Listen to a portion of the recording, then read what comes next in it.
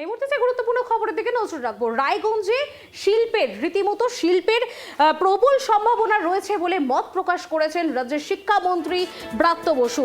রায়গঞ্জের সিনেমা শিল্পের প্রবল সম্ভাবনা রয়েছে বলে মত প্রকাশ করেছেন রাজ্যের শিক্ষামন্ত্রী ব্রাত্য বসু। তার মতে শুধু টালিগঞ্জ কেন্দ্রিক নয়, উত্তরবঙ্গের প্রাকৃতিক সৌন্দর্য চলচ্চিত্র প্রযোজকদের আকর্ষণ করতে পারে। যে খবরের দিকে নজর রয়েছে, রায়গঞ্জে সিনেমা শিল্পের প্রবল সম্ভাবনা রয়েছে বলে মত প্রকাশ করেছেন রাজ্যের শিক্ষামন্ত্রী ব্রাত্য বসু। তার মতে শুধু টালিগঞ্জ কেন্দ্রিক নয়, উত্তরবঙ্গের প্রাকৃতিক সৌন্দর্য চলচ্চিত্র প্রযোজকদের আকর্ষণ করতে পারে, এমনটাই কিন্তু জানাচ্ছেন শিক্ষামন্ত্রী ব্রাত্য বসু। শুক্রবার রায়গঞ্জের কর্ণজোড়ার সার্কিট হাউস থেকে রায়গঞ্জের বিধায়ককে সঙ্গে নিয়ে যাত্রা শুরু করেন শিক্ষামন্ত্রী।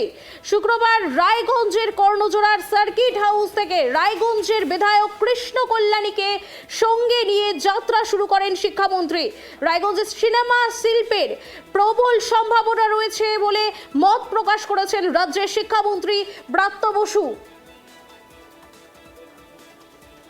আমাদের সাহিত্য উৎসব আছে বাংলা একাডেমির, মাননীয় মুখ্যমন্ত্রীর দপ্তরের। আমি যেহেতু বাংলা একাডেমির দায়িত্বপ্রাপ্ত, এই উৎসবটা আমরা উত্তরবঙ্গে 3 বছর ধরে শুরু করেছি। এর আগে কুচবিহারে হয়েছে, জলপাইগুড়িতে হয়েছে, শিলিগুড়িতে হয়েছে, এবার এখানে হচ্ছে রায়গঞ্জে। মানুষের বিপুল সাড়া। এখানে আমার সঙ্গে এমএলএ আছেন রায়গঞ্জের, কৃষ্ণ কল্যাণী। সবাই মিলে এই কাজটা করছি আমরা। আমার ধারণা এখানকার যারা সাহিত্যপ্রেমী, সাহিত্যিক, কবি আছেন, লেখক আছেন, তাদের মধ্যে এটা একটা বিপুল উদ্দীপনা তৈরি করবে। দেখুন, থিয়েটার ব্যাপারটা এখন বিপন্ন, এখন রিলসের যুগ, ডিজিটাল প্ল্যাটফর্ম। এখন থিয়েটার বা সিনেমা যেগুলোর জন্য মানুষের কনসেন্ট্রেশন লাগে, সে নার্ভ মানুষের ডিস্টার্ব হয়ে যাচ্ছে। মানে এখন হচ্ছে ইউজ অ্যান্ড থ্রো। কিন্তু থিয়েটার বা ফিল্ম বা আর্ট, এটা this is not use and throw. এটাকে মানুষ স্টোর করে। আপনি যদি কোনো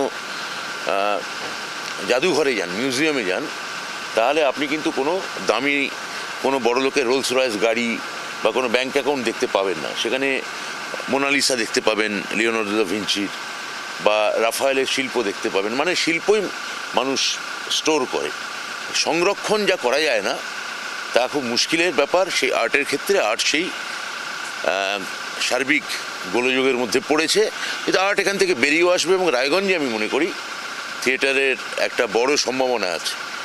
এখানে থিয়েটার কর্মীরা খুবই অ্যাক্টিভ, এবং আমাদের সরকার, মুখ্যমন্ত্রী তাদের জন্য গ্রান্টের ব্যবস্থাও করে দিয়েছেন। খালি পেটে শিল্প হয় না। সিনেমা দেখুন, এই তো কৃষ্ণ এখানে তো সিনেমার প্রডিউসার আমি শুনেছি, ঠিক আছে? তো আমি বলবো কৃষ্ণকে বা অন্যান্য যারা প্রডিউসার আছেন, এই উত্তরবঙ্গের যে প্রাকৃতিক সৌন্দর্য আছে তাকে কেন্দ্রে রেখে সিনেমা বানাতে, যাতে ব্যাপারটা সব রক্ত মুখে টালিগঞ্জ কেন্দ্রিক যেন না হয়, ব্যাপারটা যেন বিভিন্ন জায়গায় ছড়িয়ে পড়ে, বিকেন্দ্রিক করা যাকে বলে, সেইটা যেন সিনেমার ক্ষেত্রে হয়।